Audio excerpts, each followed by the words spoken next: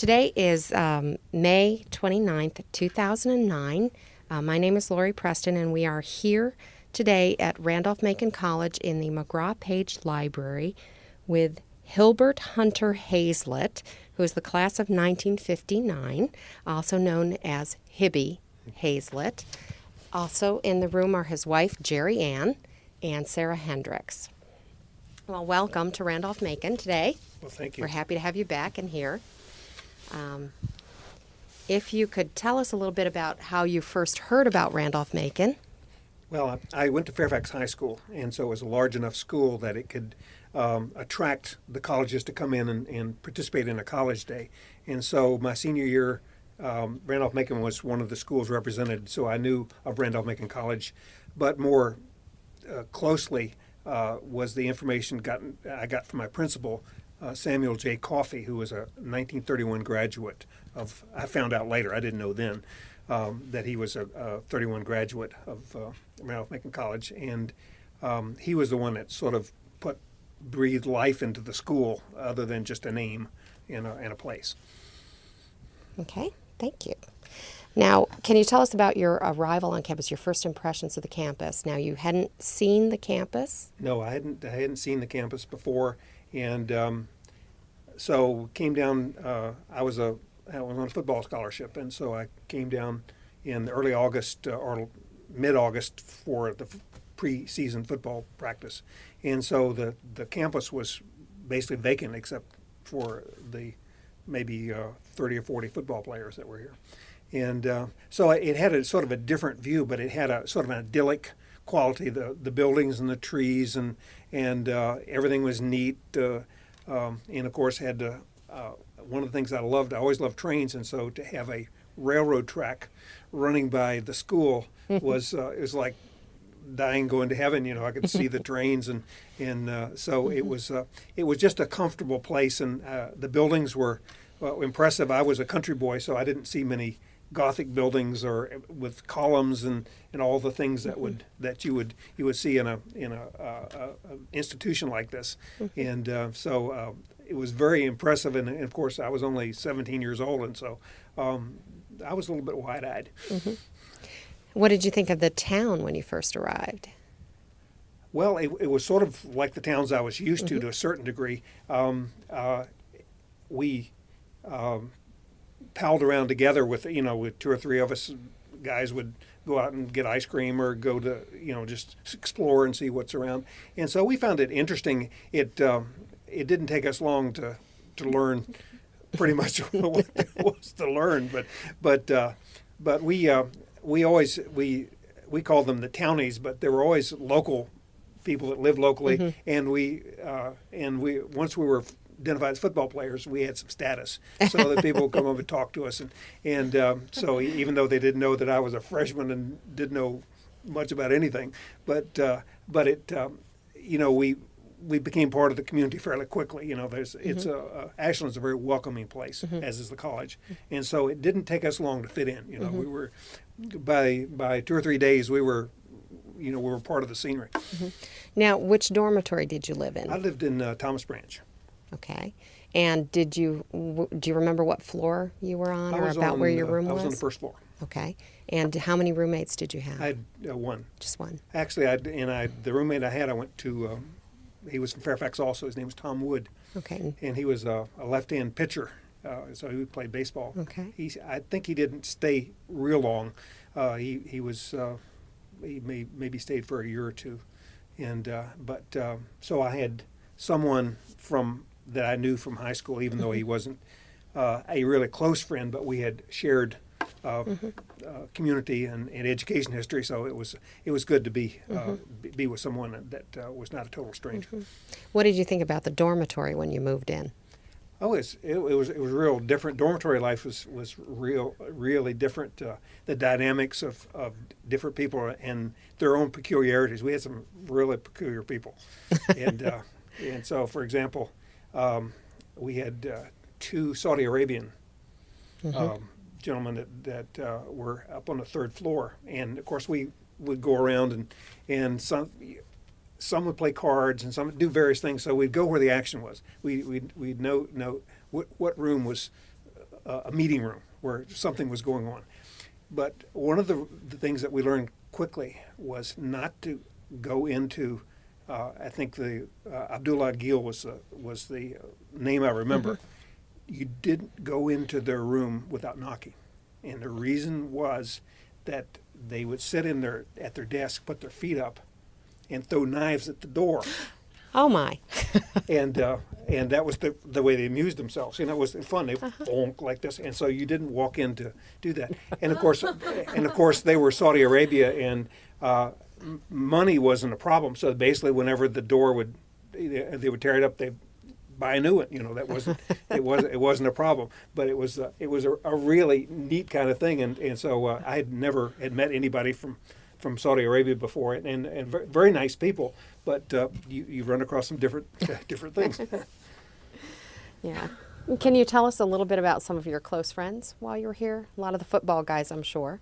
Yeah, one of my close friends was Bobby Mizell. He was my roommate for I think a couple of years.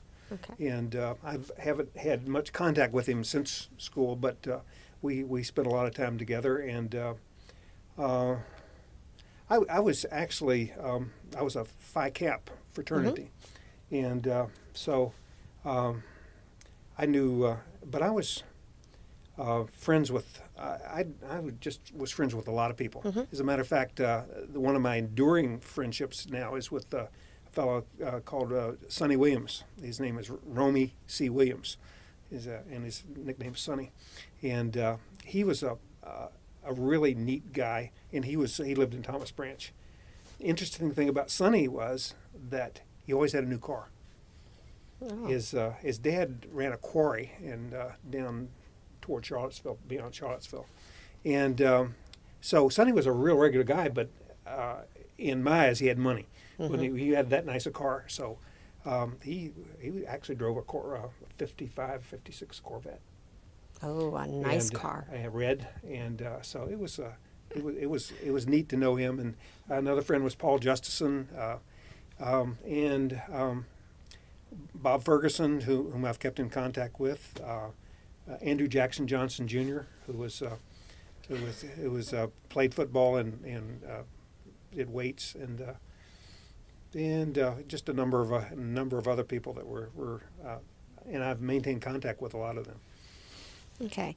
Now, one thing we always like to know is how did you afford a Randolph-Macon college education? Did you have any jobs during the years? Did you have scholarship money? You came as a football player, I know. Well, I didn't have. I wouldn't have come if it wasn't for Mr. Coffey. A conversation we had sometime after the Randolph-Macon representative was at the high school, and Mr. Coffey met me in the hall and said, "Hibby, do you ever think about going to college?" And I said, "Yeah," but we were on if the economic scale was 1 to 10, with 1 being not having very much, we were probably at 1 or maybe 0.95 or something like that. So we didn't have a lot of money. My grandfather was a janitor at the high school. My parents died both my parents died in my youth, and so I lived with my grandparents, and just wonderful people, but we just didn't have any money, and so me going to college based on my grandfather's salary or whatever he made was a non-starter. So Mr. Coffey asked the question, and what he wanted was an answer, and I said, yeah, and I eventually got around to, yeah, I'd sort of like to go. So within 30 days from the time I said, yes, I'd like to go, he had contacted Randolph-Macon, had sent my transcripts down, had arranged for me to be accepted based on my academic standing. He had arranged for a tuition scholarship. He had arranged for me to have a job in the cafeteria. He had arranged for a football scholarship. And so that would get me here. And of course, we were living, not hand to mouth. We had, but certainly not prepared to go out into the world, And so if you say put your things in a suitcase, I would say what suitcase? But I didn't have a suitcase. I didn't have many clothes, and so Mr. Coffey arranged from a local druggist who was a friend of the community for him to donate a amount of money to buy clothes so that I could have clothes to go to school and buy books. And so that when we talk about giving back, it sort of makes you want to choke up. Yeah, we'll talk about that. Yeah. So I Yeah. really Yeah. bring strong feelings. Did you you worked in the cafeteria? Yeah. Did you have any other jobs here on campus? No, I did mostly in the cafeteria and played football. That was a Right. job. Right, I I'm guess, sure. to a certain degree. What did you do in the cafeteria? I bust tables for the most part, but what I did was the job that I got that worked best with football was rolling silver. So what you would do is we had flatware, metal flatware, and so what we would do, it would have to go through the dishwasher and be sanitized. Then it would be brought out, and so rather than have the people fumble for picking knives, forks, and spoons, things like that, they had to be rolled up and put in a napkin, and so that you could come get your tray, grab the silverware, and then get your food like that. And so my job was to do that, and it worked well because as long as I kept enough silverware there, then I could come in late and do my work. It wasn't as time sensitive as some other things like bussing the tables, because you always needed somebody there to clear the tables and wipe the trays, and so I worked with. I think I was one of the there were only 2 or 3 people. There were only and most of them were people working in the kitchen were blacks, and so I developed neat friendships with them and Frank and Watson. They were the two. Frank and Watson. Frank and Watson. Frank was the go-to guy. He knew everything, and so Watson was an older guy, and he sort of rambled around and did whatever he could, and so it was a sort of a fraternity. Everybody, we joked and got and played around and so I had it was nice in those days. It was the blacks were part of a totally different culture. They lived in a location, and so we were friends there. But that was the only connection. Right. Of course, in my lifetime, that changed, which I'm very pleased to have seen and be a part of. Now, you worked there your full 4 years. Yes. Excuse me. Okay. I'm sorry. That's considered nowadays working for the cafeteria. I understand is considered a good job, as opposed to I don't know what a bad job is, but who knows? Probably human development. But was that considered a good job? I mean, was that a job that other students would? Oh have yeah, liked? as a matter of fact, let's see, Bob Duncan, who was in our fraternity, was also, I think, was president of student government. He had a job in the cafeteria, and so there were people who were. It wasn't a status kind of thing or a class kind of thing, So it wasn't. Nobody ragged on me because I worked in the cafeteria. So I didn't feel. I felt that it was a natural thing to do. It's what you did. Some people did, some people didn't. And there was obviously there was in any grouping there's an economic spread, and you can see it, and some of it was visible, but it was never played very hard, at least in most areas that I was involved in. Can you tell us something about sort of what the typical meals were like? I know our students complain so much about the food now. We like to let them know what their choices used to be.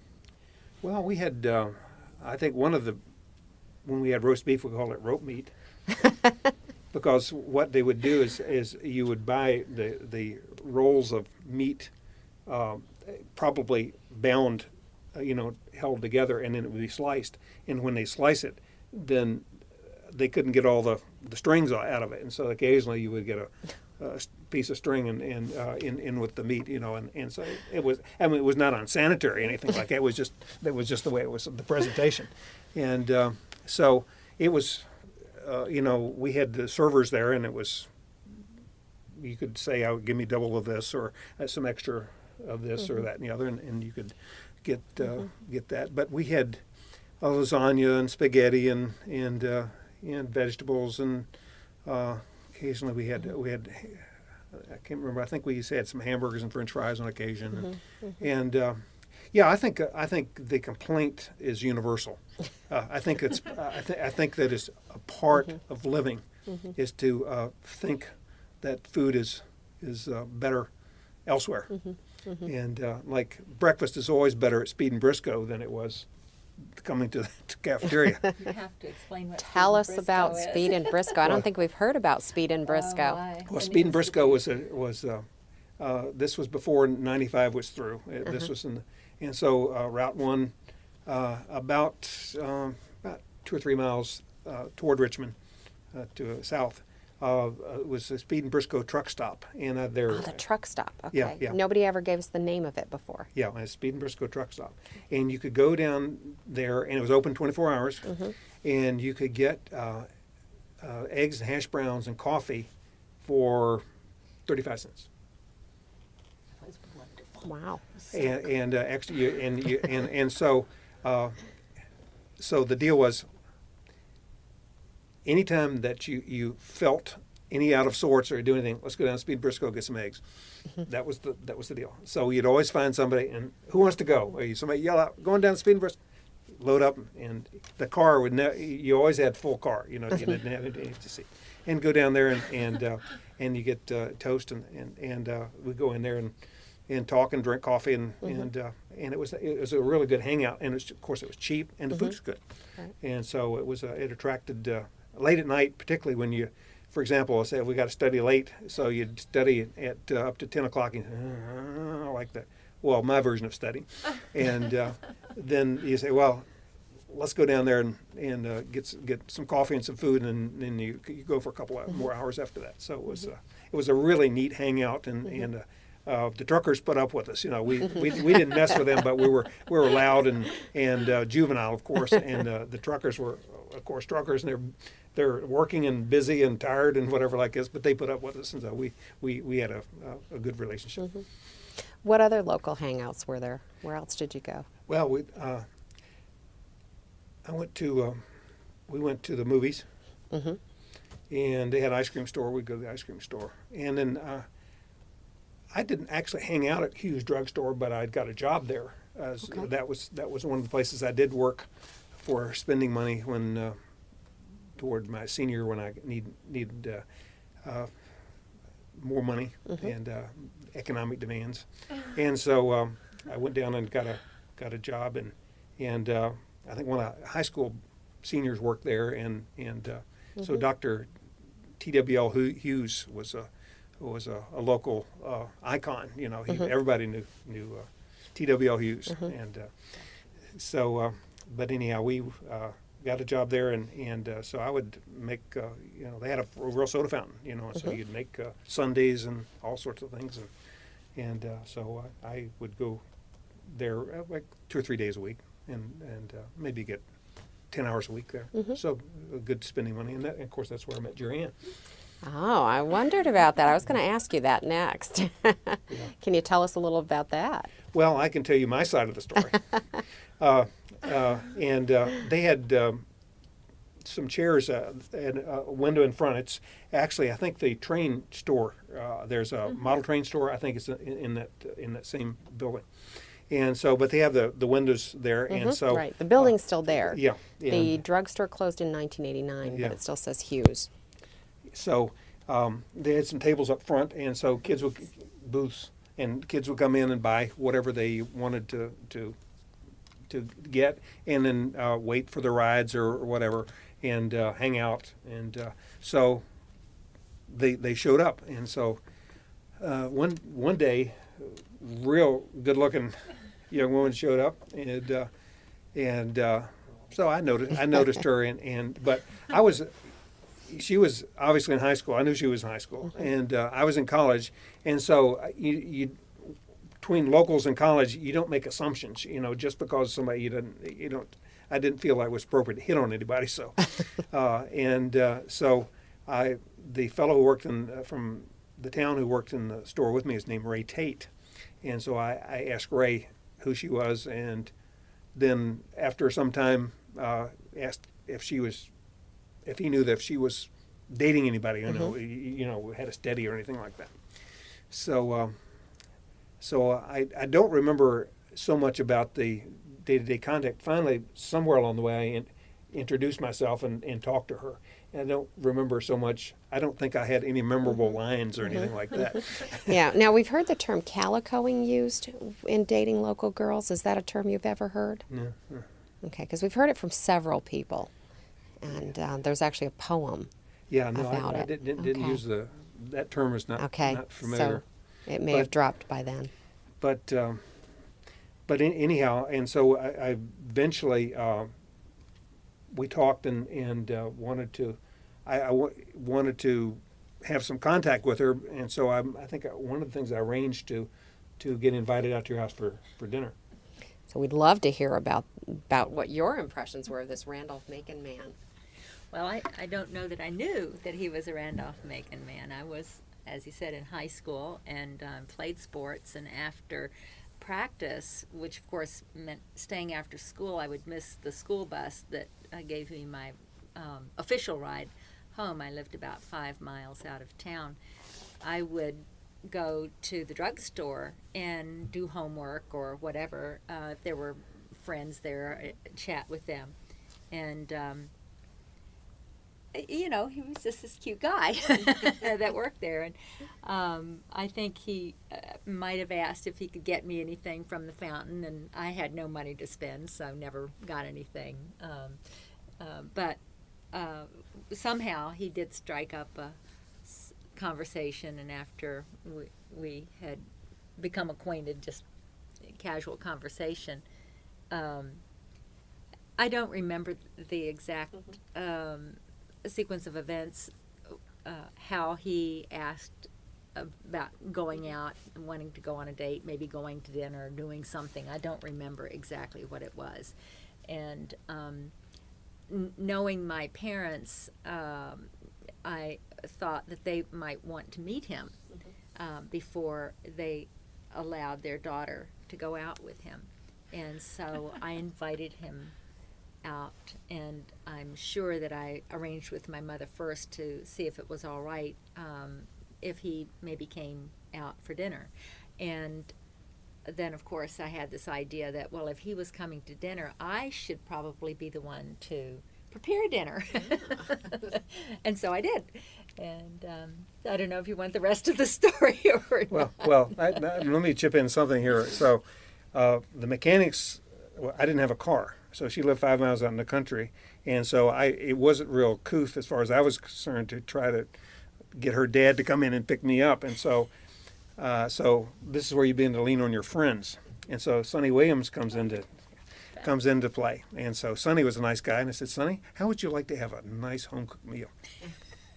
And he says, yeah. And we went on and on. And so finally, he said, yeah, I'll give you a ride, because that was the deal. And so, and in the Corvette, no less. And so, Red Corvette convertible. Yeah, and so we wound up going out there.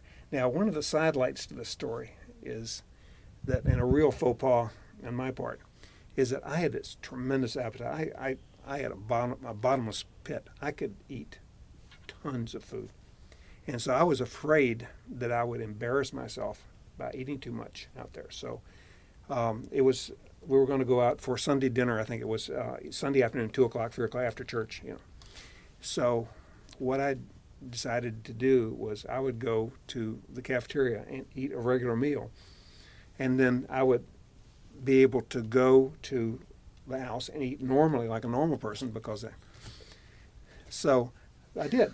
So somebody 18, 19-year-old, really logical, educated thinking, So I'll be all prepared. So I ate the meal and went out to her house, and then she fixed tell them about It your. was spaghetti. It was, spaghetti and garlic toast and salad and, something fairly easy, but I made a lot of it.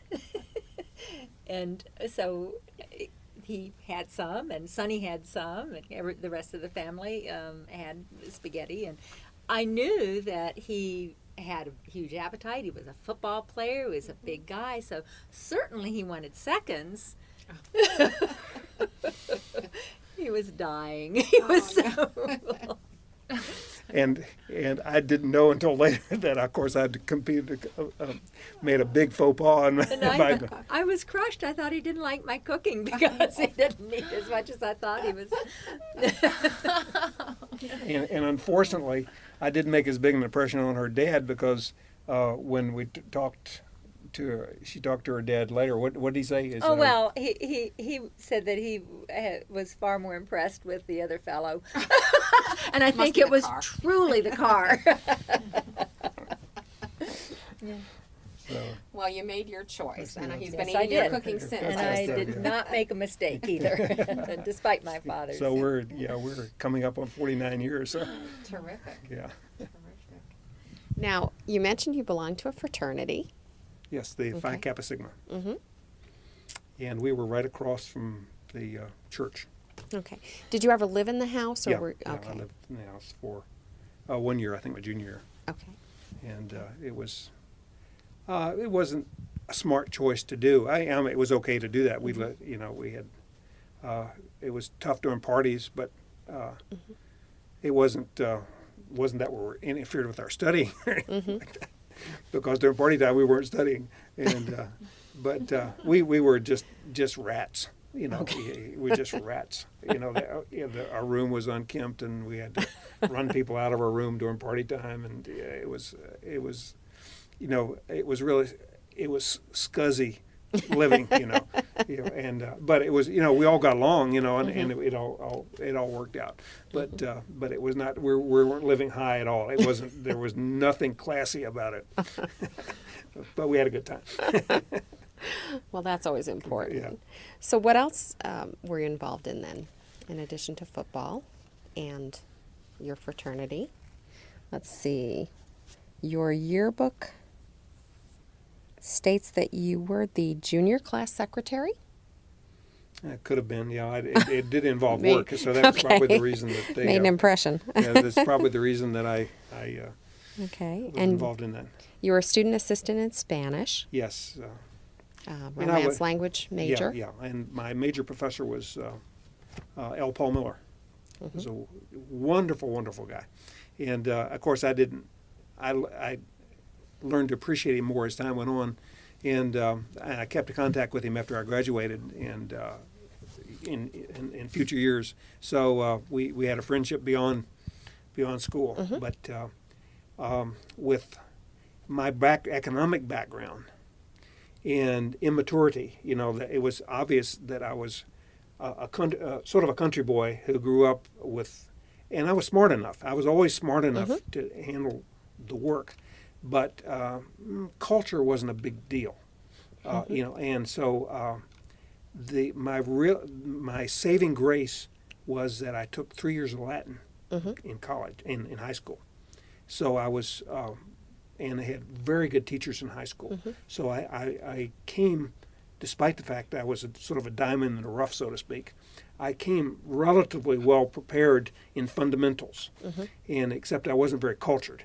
And so and I think Professor Miller saw that.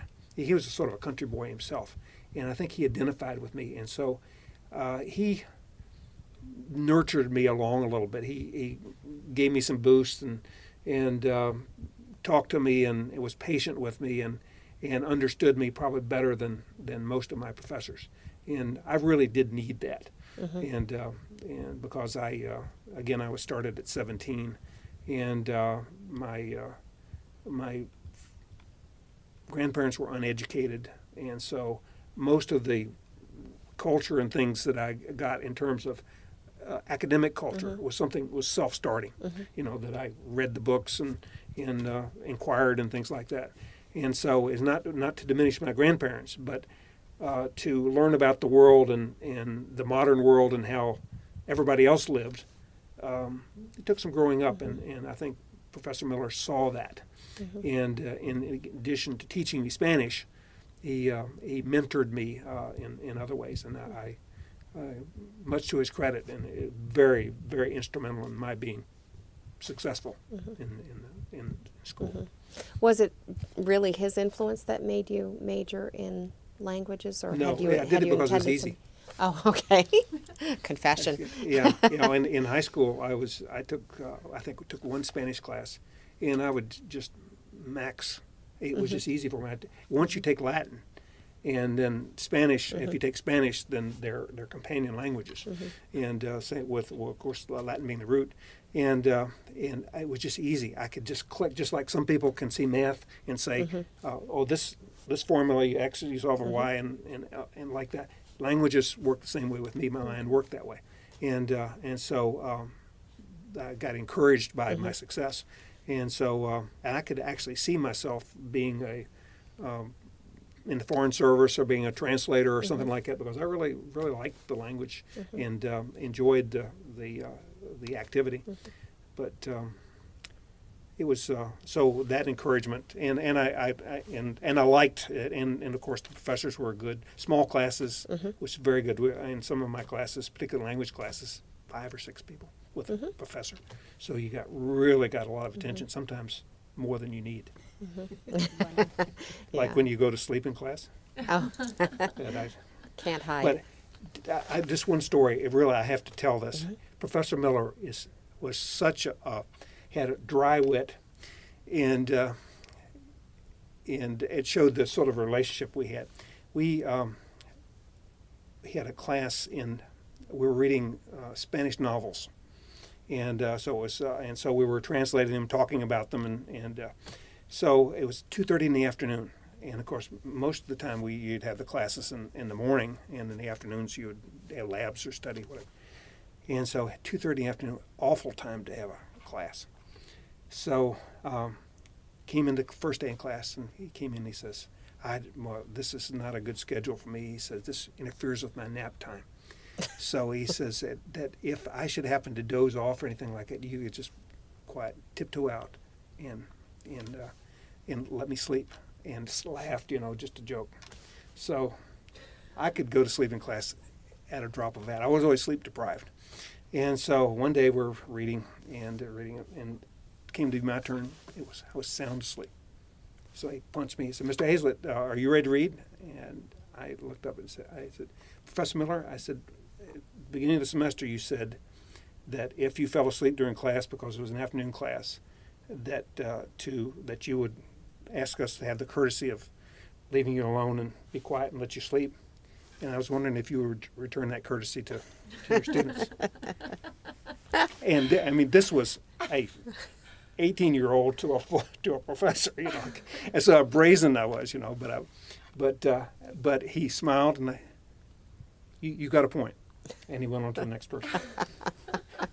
But he put up with stuff like that, and still was a good teacher and a mentor to me. So that was a good commentary on him as a person. Well, we did see that he was your advisor for your senior project here. One thing we were curious about is that it's dated February 62, even though you were class of 1959. Is there a story behind that? Yes, there is. Yes, there is. I don't know. Of course, I've told this many times, but I didn't take the high road academically, and I was telling Sarah that my idea of studying was, and the best way to study was, you would identify who the best students were in the class that I was taking, who took the best notes, and make sure that you were friends with them. And then whenever it came time for a test or an exam, then we'd ask them when they were studying and ask if you could join, and they would always say yes. And so I was always a good guy. I was never a troublemaker, and so we'd sit there and have discussions, go over their notes, and hit all the high points, and I'd study with them. And so I never took notes. A lot of times I didn't go to class. We had 3 cuts. You had 3 unexcused absences. absences. That was the limit per semester. Well, I acquired a reputation of being a relatively good student. I always passed, always didn't cause any trouble, and so I basically would absent myself from class pretty much whenever I wanted to. I went to class when I felt like it and didn't go others. I sort of gauge if it was important to go, I would go. If it wasn't important, I didn't go. And but I always managed to. As a matter of fact, one semester, coming down for football practice, I think I'd worked in the summer and I had about $200 saved up to buy books. So showed up for football practice about August the 15th. By the first week in September, I didn't have any book money. We'd gone to the movies and other things like this. And so I carried 18 semester hours and didn't buy any books. And but I made 2.5. And but the system works. I knew the right people and I borrowed the books on it. And and the sad part of that is, and I tell this in redemption for future people. I went into the Air Force, and I was an officer in the Air Force, and the Air Force would have sent me to any college. Once I was established, they would have paid for a master's degree. I could have gone for a PhD if I'd wanted to. The only problem is when they sent for my transcript and looked at my academic performance based on my immaturity and lack of. They looked at it and said, "This is not someone that we want to invest our academic, because your record goes with you." And I'd redeemed myself by that time. I was always smart enough, but in some cases, as someone said along the way, good looks and charm would only take you so far, and the record, was there. And so even though I was well educated, I couldn't parlay a mediocre record into an Air Force master's degree. And so I had to actually get a master's degree by working, while I was working full-time at the Air Force. But how did your absences catch up with you on your Well, thesis? in the last semester, I was behind on my senior project, so I probably was not going to finish that. I was still struggling with that, but I was carrying 3 classes, all of them Romance language classes. And springtime, and I started playing golf and doing whatever, and just not going to class. I had A and 2 B's in the classes, so I was doing all the academics. Dr. Roberts called me in one day in April, and he said, "Hibby, we've got a problem." He said, "You missed too many classes." And I said, "Well, but I'm still doing the work." And he says, "There is a school requirement that you attend a minimum number of classes, and you haven't done that." And I said, "Well, I'll start coming to class." He says, "It won't work. If you attended every class from here on out, you can't meet the academic requirement." So he said, they flunked me all 3 classes. Oh, no. And after literally letting me do that for about 3 or 4 years, it was sort of, I'd sort of been led into that mode. But for some reason, Dr. Roberts was minding the store at that particular time, and it was no fault but my own. So I ended up having to. Then of course we were serious. Jerry and I were serious by that time, and so in September of '60, this was. Of course, I left school in May of '59, and so by September of '60, we had progressed to the point where we were being married, and no better friend, no worse enemy, and so she was on me to get that project done, and so I had to pick up the 3 classes and do the senior project, and I had a job at the highway department that I was working full time and living here in Ashland. Living in Ashland, working in Richmond, and he worked a deal with the highway, his boss at the highway department, to allow him enough time off with his to use his annual leave to combine with his lunch hour, and he drove out to Randolph-Macon and took the classes while he was working full-time in Richmond. And then he completed his project, and I typed it for him. And we did notice that he acknowledged you and thanked you for that. And there is not enough paper or ink to tell you how important her support was to getting that done. She was the engine. I was the caboose. Okay. Can you tell us about some of the other people who had an influence on you here at the college? Some of the other professors or some of the administrators? Well, I'm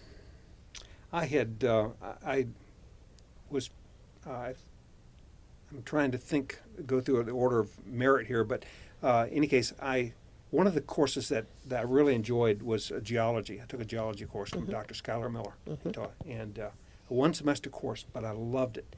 And I still use what I learned there and have studied on my own, but it was just a wonderful class, and he was just a wonderful teacher. And so I really enjoyed that. I enjoyed Professor Hasker. I was telling Jerry on the way down one of the stories. You picture professors by the likely grade that you could get out of them, the easier professors. And it doesn't mean that they weren't good teachers, but some were just easier to deal with than others. And so I think this was probably sophomore English. And so at the time, Dr. Webb, we call him Spider Webb, very tall, distinguished professor, and he taught English. And so signed up for his class, went into class down in Smithy Hall, walked in, every seat was filled, people lined up all around the walls, and Dr. Webb came in and he said, "Oh, this will never do," and he said, "This," and he called a series of names then, and they said, "You go up to Professor Hasker's room." So I was one of the ones selected, so went up, trooping up, and there was Professor Hasker and two people in the room with him. And he said, "Well, here are the unlucky SOBs." Oh my God. And because he had a reputation of being tough, and he liked it, and but he was a good teacher, and you learned a lot. You just had to work like hell for that, and so I toughed it out. But and he actually became one of our sponsors of our fraternity, and so he was not unfriendly in terms of disdain of us, but there was no give in his work, and he gave hard exams, and I got a C in it, and I was as proud as any A I've ever gotten. It was, and so that was another story. I had another English professor, Professor McElwain, and he was a very small, slight individual, and I think he still lives in the area probably. And but in any case, after being in his class and being away from school, I was in the Air Force, and so this was early, probably 1970s. And I came back, and I just wanted to see the college, and I was walking up toward Mary Branch, which were the offices were still there. The administrative offices were still in the bottom of Mary Branch at the time. So I saw Dr. McElwain, or Professor McElwain, come walking down the sidewalk, and I said, I'll surprise him by knowing his name and say hi. And so I walked by and said, "Hi, Professor McElwain, how you doing?" He says, "Hi, Ibby." And walked on by. He hadn't seen me. I was in his class as a sophomore, which was probably 57, 58, and this was in 1970. Oh. And so this gives you the idea of how you fit at Randolph-Macon. And that is the story. It's not that it was me or Professor McElwain, but the fact is that there's a real sense that your professor who you had a relationship with will remember you if you saw him even casually, and that's that's a wonderful thing to have for an institution, for a good reputation. Okay. Well, since we've heard about your college years, can you tell us a little bit about what you did after graduation? Well, I went immediately into the Air Force. It was, of course, an interesting route. I think I was sharing some of this with Sarah. You know, we were talking while we were walking. But in any case, I received a deferment. During those days, they were deferring military age people. And so the draft board, as long as I was in college, but the minute that I was out of college, and I think by the time in December of '61, then I had finished the academics with the senior project, and so come February, I got a letter, greetings. It's time for you to serve the country. And of course, I'd already completed the academics for the degree, and of course, Randolph-Macon confers only in June, and or May, such as the time. I think it was June at that time, and so you don't have the degree until it's conferred, even though you've done all the academics. So they didn't care whether I completed it or not. And so we talked to Jerry Ann. I said, I got to do something about this. And so I went up to the draft board and pleaded with them. Basically said, will you give me a chance to take an officer's exam to apply and be accepted? And if I don't, I'm going to serve. If I'm accepted as an officer, I'll serve in that way. So in either way, I'm going to serve the country. And so it was persuasive. They were nice enough to give me a chance. And so I went down to Langley Field and took the test. And despite all the math for a language major, it was one of those days where the muse was sitting on my shoulder and translating Spanish into numbers. And I passed the test and went into the Air Force. And so I spent 21 years in the Air Force, various locations, wonderful life, saw many, many things. And of course, my partner here traveled with me most places. And so we had the most memorable tour. It was the next to the last one when we were in Iran. I was a military advisor to the Iranian Air Force. And I was a major and selected for promotion to lieutenant colonel. And and we were there, and of course it was we got there in July of '78, and the Shah was beginning to crumble, and burning tires in the street and lots of problems. And then the Shah left in January 16th of '79. Khomeini came back in February the 1st. And and we were there, and Jerry Ann and the family were there with me up until the 1st of January. And we had 3 children at that time, and they were ages 2.5 to 12, 13. Yeah. And so I was evacuated with the 3 children, 5 suitcases, and an Air Force cargo plane. And dumped off in Athens, Greece, and then finally in New York City, and no money, and no home, and no husband, and no school records, and and he was still back there. He did not get out until February the 17th. We were there, and we had to be negotiated out by the time Khomeini had taken over on the 10th. I think the 10th of February they had the Omar Farr revolution, and basically the government was disestablished, and people were roaming the streets, and so we were hiding out, and I had a .357 Magnum pistol, and they were my boss said you better hide it, so I took it, put it in a plastic bag, tied a string on it, and put it inside the commode. Hid it so that they found me with a weapon. And so also hide your ID. So I took the insignia off the uniforms and took my ID card and put it in my shoe and did various things just so that they wouldn't know we were military. Wow. And so we had to be negotiated out. They had to send Pan Am to get us out. So it was a trying time. It was I had they shot they stormed the house and came. We were in this big house, and it had an atrium and a stairway up to the top and a flat roof. Well, most of the roofs are flat in that part of the world, and so and they were able to shoot down through the atrium into the bathroom where I was. They didn't know I was there. But they had stormed the neighborhood. It was the whole ragtag bunch of people. And so the owners had gone back to England. They had enough money, and they saw the problems, and they took off. And they had a house sitter, an engineer, an Iranian engineer. His name was Mahmoud. And I had come up. I had actually moved out of the house, and 4 or 5 of us officers were staying in one place for common security.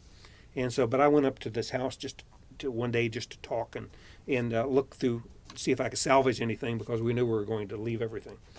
And so I said, Mahmoud, I'm upstairs. So that was the day that they decided to storm the area and look for Americans, look for CIA agents and things like that. And so I saw them creeping across the roof, and I locked myself in. The east door had a lock, so I locked myself from the kitchen back into the bathroom. Had a jar of peanut butter, my gun, and telephone. And so we just hung out there, and so after a couple of hours, after the shot came down and a lot of yelling and screaming and shooting and things like this, then all of a sudden it got quiet, and we sat for another hour. Just The we is him. Right. Me and my His gun. Yeah. me and my evil twin. But in any case, so after I came downstairs, and I knocked on the I said, Mahmoud, what's going on? He said, of course, SAVAK headquarters was the secret police headquarters. We were right up against their wall. So during good times, it was the safest place to be, because you didn't nobody messed with SAVAK. So we knew that we'd be safe. But once the Shah was gone, then everybody wanted to get back at SAVAK for having killed their families and imprisoned them and hurt them and everything like this. And so they were coming, and he says they came through and they're looking for CIA agents and other and American officials.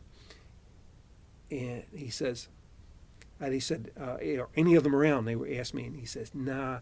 I told them they all got scared and left. And He knew that it was upstairs. Right. So, man. And so, and we weren't good friends. We weren't buddies or anything like that. It was just a decent person. So I have an abiding feeling that there are a lot of good people in Iran, despite the fact that we're politically opposed. And so I think there are a lot of good people there, like Mahmoud, that will make the right kind of decisions. So I'm optimistic. Good.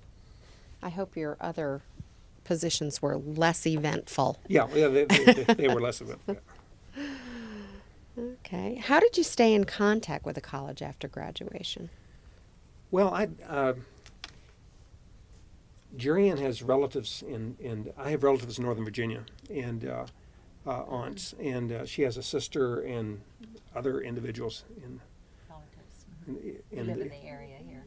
So we kept in touch with them, and then it became a natural flow. And then the alumni office does a really good job. While we were out in California, we had our teams came out. Mike Carter and various other people came out and visited California, and then we got invited to meetups and things like this. And so that we were really made to believe, and truly so, that we were still a part of the community. And so once I've retired and had more time on my hands, I kept in touch with Susan and various other individuals. But the school has always been welcoming. We always made you feel that we were important. And they were caring. And just as I told you, Professor McElwain, that is the spirit that the school exudes, has all along. And so now that I've had more time as a retiree, I'm tapped into that, and so I feel very, very welcome, and I'm really glad to be a part of the community. Well, we're happy you came. Okay. Well, and of course you've created a scholarship, and we'd like to hear a little bit more about that. It Or- was scholarship to be created. I think it's a trust is The trust I that can is a just tell you- I can tell you pre-scholarship, I believe, very- or I can tell can you you very tell? briefly, and I don't remember how long ago, but every Christmas I tried to give him something really special, and I had replaced his class ring, for instance, which he had lost. I replaced his his letter jacket, which he had worn out. And so one year I just had the thought how nice it would be to have a scholarship in his name. These are annual scholarships as well. Right. And I talked to, and I cannot remember the name of the person, but I talked to somebody at the university. I was really wanting to try to create some type of an endowment, but it wasn't within my financial means to be able to do that. But she did talk about a scholarship that could be renewed each year. So I started it out, and then each year, then he, of course, it became his scholarship, and so it's now a joint collaborative effort, but in his name. And so we try to keep that. And I think the main criteria is that it goes to someone with financial need, And, which reflects his situation. and because of the background of the work of Mr. Coffey and all the kindnesses to me, then there's no way that I could ever return it in kind, but it's sort of like paying forward a little bit to share in some way, to recognize that people have helped me, and it was very important to me, and so to try to make an effort to recognize the value of that, and of course Jerry Ann understood that, and I thank her for the impetus of doing that. And of course it's something that gives me such great joy that I just can't stay away from it. So I just I want to be a part of it. So. Well, it's a meaningful way to make a difference in someone's life. Yeah. So, Incredible difference. incredible difference. These are all the official questions we have. If there's any other stories or anything you'd like to share with us. I don't know. Jerry Ann may have some other things. I don't have any. I think there are many other things that I could go on about, but I think the principal ideas and activities that give you a sense of what happened during my time with Randolph-Macon, and my feelings about it, I think have been captured, and I'm just really glad to be a part of the community. It's very meaningful.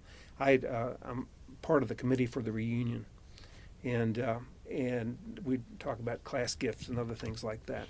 And I said that Randolph-Macon, particularly in times where these are not really good economic times for a lot of people, and I said, but if you want to look for something of value to do with whatever resource you have, Randolph-Macon is something of value.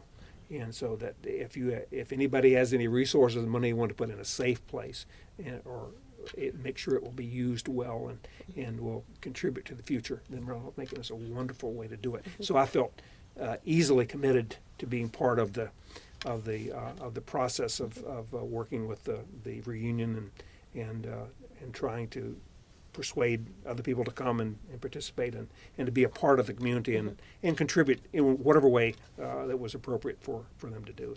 So it was again another opportunity to be a part of the growth and ongoing vision of Randolph-Macon. Okay. Well, then I guess we're done. Thank you so much for being here. We really appreciate it. Well, it's my pleasure. Thank you. Thank you so much. I know that you guys have to have is Is a lunch? No, I think it's a walk. So we're just Oh, I thought you said there was a luncheon or something. no. No, I don't know whether We've it's got the schedule in the car. We should go take a look. well, if I might have missed if there isn't a It's lunch off thing, now, by the way, so. I would love to if you guys want to go grab lunch at the Iron Horse or something. I would love to take That would be you. great. Let's look at the schedule. It's in the car. I thought you had. I just got to somewhere along the way I've got to pick up the scrapbook, but I think that can be done anytime this afternoon. Or Okay, yes. as I said, I don't know what the schedule is. But if Yeah. Yeah. I would be absolutely delighted to. Do you Yeah. mind walking No, with of us course to the not. car and Yeah, we'll and check it out? Let me give you my card so that Oh, when you come wonderful. back for your reunion, you can just, if you email Right. me or give me a call or something, we could set up a time. Excellent. So, because I will certainly be here all the time in September because it's our busy time. It's not a day I'll be gone, so. And here's mine. Okay. And, I give you my card just before make you- sure, and in your senior yearbook, one thing we found is sometimes these have been out of order or not labeled properly. So I want to make sure I get That's the me. right picture. That's me. That's my. Okay. That's. I. Just want to make I sure I had get the right picture. I had a hair because- transplant. You know, they don't have your junior on here. Yeah. He's always carried the junior. His Okay. father died when he was 5 weeks old, but he has Okay. always carried the junior in honor Uh-huh. of his father. I never realized they When didn't we have junior in the. Put that on the website. Would you like me to include the junior with your name? Yeah, sure. Okay, And, I will and definitely on the do so. scholarship, it's listed Make as notation, it's yeah. listed as junior, and so it's not. The only reason being that it for me it gives a connection because my father died when I was 5 weeks old, and so sorry. but it of course since I'm a junior, it tells everybody that my father was. Right. It is. I mean, there is. I think it's a quote, but I mean, there really is something in a name. Yeah. You know? Right. Tells his family history. It is. I think, you know, and it's the idea of these name scholarships, you know, I think the name is, in the lives are enormously important. And I do think that you talk about the cyclic nature.